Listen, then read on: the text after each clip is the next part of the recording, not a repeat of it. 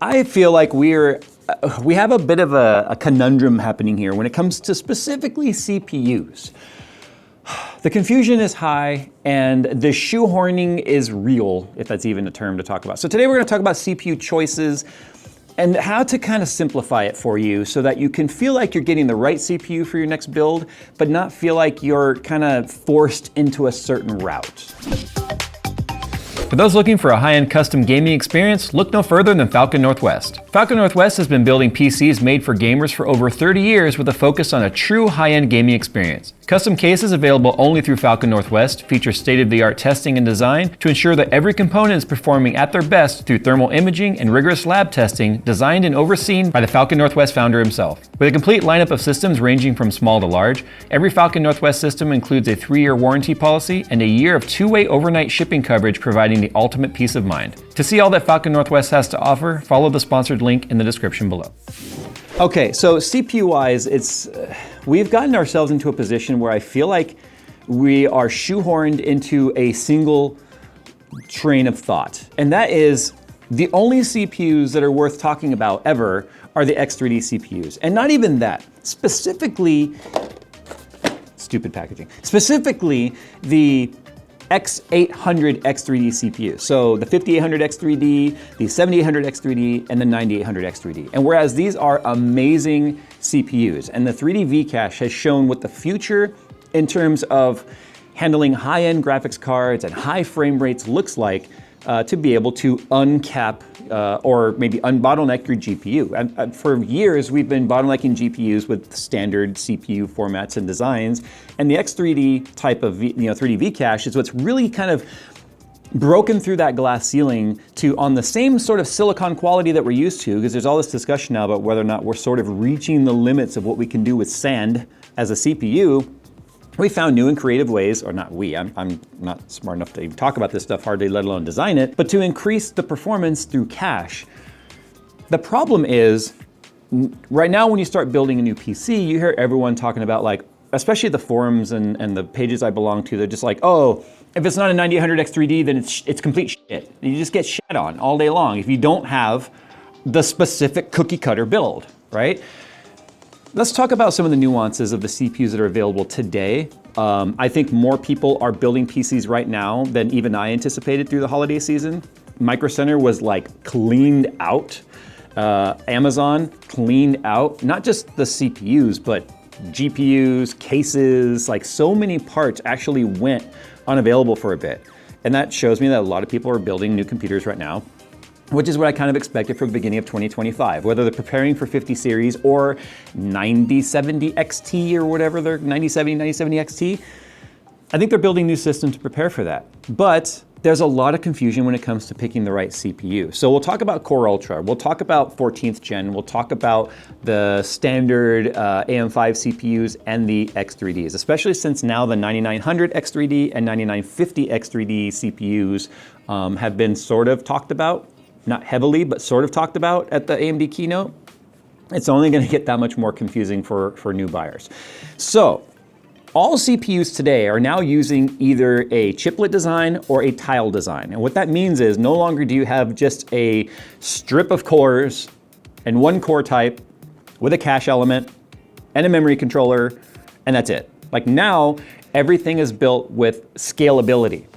So for AMD, you've heard referred to as a CCD or a chiplet, where you have these blocks of cores and cache available to each of them, and then an I/O controller that's separate. So like a standard multi-CCD CPU from AMD, if you look at this kind of a breakdown right here, you would see there's an I/O die, and then you'll have your two CCDs. A single CCD CPU would be just one of them.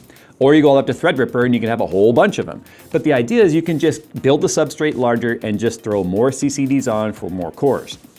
This time around from Intel, the Core Ultra series is basically the same kind of design, only instead of the CCDs being more separated and then they're all being controlled by the I/O controller, which is separate, they're kind of all on the same substrate, basically butt up against each other, but you still have your P cores and you still have your E cores, but you have these blocks of cores that they're referring to as tiles. So they can like scale up the tiling, they can scale down the tiling, they can run previous gen silicon for like the controller, but the newest gen silicon for the cores, or they can change the core design in the future without having to change the I/O. It's actually pretty neat, scalability when we talk about it. And then you've got your 14th gen, which is just E cores and P cores with a very more traditional layout. That started with 12th gen when it came to Intel, which actually proved to be pretty lucrative for Intel. The E cores, a lot of us felt were just going to be kind of like sitting around doing nothing most of the time, but come to find out, they actually do a lot of heavy lifting in many game and workloads. And it's kind of crazy how a 32 core, or excuse me, a 16 core, 32 thread, like 11th gen, theoretically, I guess they didn't really make one of those, would actually, like a 32 core or thread CPU was actually performing worse than a 24 thread CPU, which is what Intel basically has now as like their top tier CPU. Then we talk about the X3D stuff, which, as I've already mentioned, is just a buttload of cache available to the cores so that more information could be stored locally to the CPU to be accessed quickly, which is what's given huge core count, or excuse me, huge FPS boost when it comes to games. Let's talk about the realistic scenario now these CPUs and such really thrive in. You already know, if you are building a gaming system and a gaming system only, the only time, to be honest, a 9800X3D or a 7800X3D is really gonna shine or be noticeable to you is if you're running a high-end graphics card. We're talking 3090, 3090 Ti, 4080, 4090, upcoming 50 series, with a low resolution, something like 1080p, in a title that can push a lot of frames. You know who did a great video talking about this actually is Hardware Unboxed. The Hardware Unboxed team does a lot of deep dive stuff, and they kind of did like a full CPU shootout across like 45 different game titles for both Intel and AMD. And what you're gonna notice if you look at those is as the resolution increases, we're talking 1440p, which, believe it or not, 90 series graphics cards can hit engine caps at 1440, but we're talking 4K. Once you look at 4K, all of those CPUs get very close together when it comes to their average FPS. That's because you are removing the bind, or what's limiting your performance, from the CPU to the GPU, and that's what you want. You want in games to be GPU bound. So even if you're running purely a gaming system, the 9800X3D is really gonna only shine on games or that can push enough frame rate to really allow that 3D V-cache to shine. Most GPUs these days, although this might change now coming out with the 5090 with over 20,000 or 21,000 CUDA cores, which is kind of absolutely insane, you're not going to necessarily push enough frame rate in 4K to have the CPU truly be the limiting factor. So you'll find whether you're running a 13th gen, 14th gen, 7000 series AM5, 9000 series AM5, X3D or not, Core Ultra, the CPU is much, much less important when you are GPU bound. Now you got to ask yourself, what type of workloads are you doing? And I say that because more people than, and I say that because workload is important. If you are building a mixed use case system, which I'm actually getting ready to do for my daughter because she wants to start live streaming, and there's some stuff you have to think about when it comes to live streaming. You know, are you going to be having multiple monitors? Are you going to be having any sort of programs running in the background to help monitor your stream and such? A lot of that stuff is going to get put onto additional cores or additional workloads. And if you start shoehorning yourself into something like a 9800X3D and you want to start doing multitasking, then you're going to find that the 9800X3D quickly falls off when it comes to productivity. In fact, to productivity, it is near the bottom of a lot of the lists when it comes to CPU if you compare like the most recent generations. So if you're not doing purely a gaming system and you want to do anything with your computer that requires compute, then you're going to find that the X3Ds are not the right choice. Even something like a 14th gen or even a Core Ultra might start looking like the right choice. And I say that because as much as the 285K has become a meme when it comes to the gaming aspect of it, the productivity aspect of that CPU is pretty beastly. Now, when it comes to the latest chipsets for the CPUs, AM5 and the X87 or X890, no, Z890, sorry, they're so similar these days, Z890, you'll find that you're getting huge improvements on things like Gen 5 PCIe lanes from your storage to your CPU, or more like actual native PCIe Gen 5 through chipset or PCH, which has been a limiting factor on previous gen CPUs and motherboards because you typically only got one. You only got one PCIe Gen 5 drive direct to the CPU, and more often than not, that would actually cut your GPU down into maybe a Gen 4 by 8, or we're not getting a true Gen 4 by 16. Now you're only leaving a few percent of performance on the table, but the point is you're still leaving performance on the table. So some of the newer CPUs have better options when it comes to the other things that you get with the platform, like more Gen 5 lanes and such. So there's a lot more to consider than just how much FPS do you get with this CPU. Now I have some recommendations here because on my work system here, I went from a 7950X3D CPU to a 9950X. Now, I know the 9950X CPU is now announced. I don't know if I'm going to necessarily switch to it. One of the things I was really hoping for with that would have been 3D V-cache to both CCDs. But I guess it makes sense that they would still have a clock CCD and a cache CCD. But we now have hopefully overclockability to it, and we have better clock speeds because of the inverted cache now, where the core is on the top and the cache is on the bottom, so you can keep the core cooler. But I think if you're running a mixed-use system, I don't think the X3D CPU is the right choice. And that's because of the fact that you're leaving core count and ultimate thread count on the table. 16 threads sounds like a lot, but it's really not, especially when you still are having a more limited clock speed on the X3D stuff, even though it's come up quite a bit from like the 4.8, 4.7, 4.8 that we were seeing, all the way up to 5.1, 5.2. You look at the standard, if you look at the non-X3D variants, even from AMD, you're getting up to 5.7, 5.8 single to dual core and easily pushed up to 6 gigahertz depending on the workload.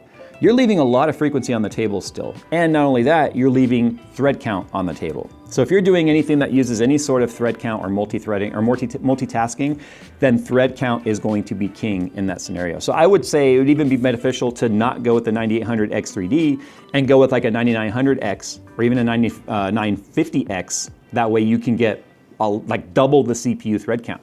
You're going to leave some performance in gaming on the table, but again, if you look at this chart from Hardware Unboxed, you can see it definitely is only king in very, very specific scenarios where you're throwing a massive amount of frames at it. But I wanted to make this video giving you some things to think about, like even Core Ultra, when it comes to like multitasking and productivity. If we were building a system right now that we knew games were not going to go on that, like we're not throwing games on that at all, it is a work system only, the 285K would kind of be a value proposition when it comes to its productivity capabilities. Now I know right there a lot of people are going to get triggered by even saying that, and this isn't like some Intel sponsored message, it's just the reality. If you look at the productivity side of it, it's kind of nuts what they're able to do with it without even having hyperthreading.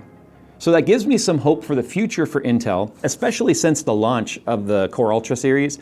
Scheduler improvements, Windows improvements, a lot of games are even seeing up to 30% uplift from the original launch just because the schedulers are starting to improve on how to properly use the CPU. It's no different than what we saw when the E-Core, P-Core thing was new, or what we saw when Ryzen was new with its multi-CCD design. It takes time for it to mature.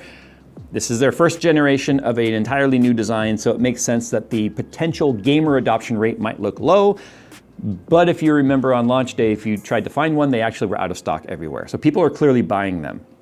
Now, it's also important to not overspec your CPU. And I think that's something people can easily do. Again, I've mentioned 9800X3D multiple times in this video. I don't think you should be running out and spending $500 on a 9800X3D when, depending again on the resolution you're playing at, if you're playing at 1440p or 4K and you've got like an 80 series GPU, you can actually get away with a pretty mid-range CPU because you are so GPU bound.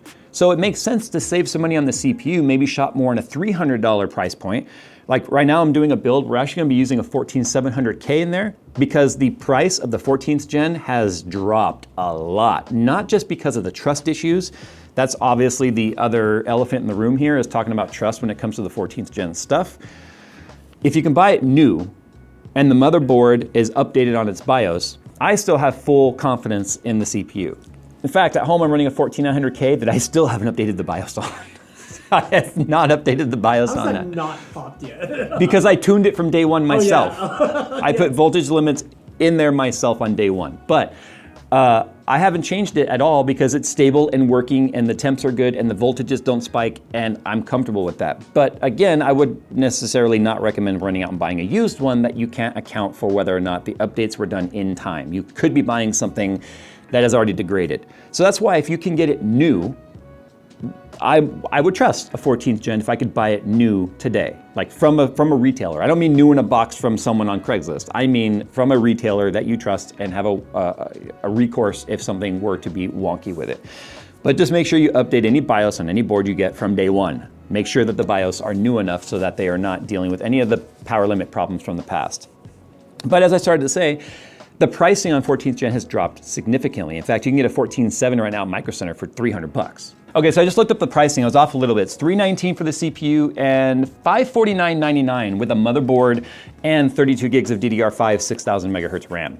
So the price cuts, I think it's worth looking at, to be honest. And we're pretty brand agnostic here. I know it might not seem that way. There's only 3 major brands. There's NVIDIA, Intel, and AMD. And Intel is kind of, there's been some trust issues there. And AMD's really come in and kind of kicked ass when it comes to the gaming side of things. And they have kick-ass CPUs when it comes to the productivity side of things. I think it's just important for us to not shoehorn ourselves into this one cookie cutter idea that if it's not a 9800 X3D, then it's trash. And I see that a lot, and it's unfortunate. And it's good to see AMD get this level of support. Honestly, they've earned it. Like the last 10 years from AMD has been huge in the developments that they've made in their architectures.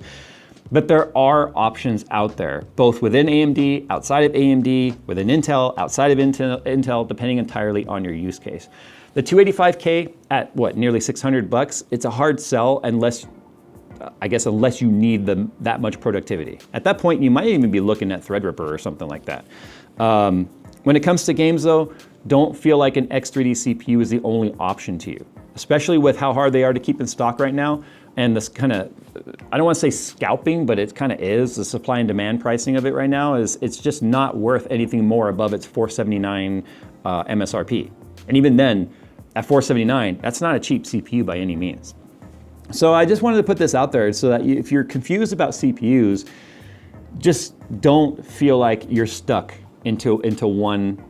And it shows you how good the CPU is if everyone feels like that's the only one you should consider.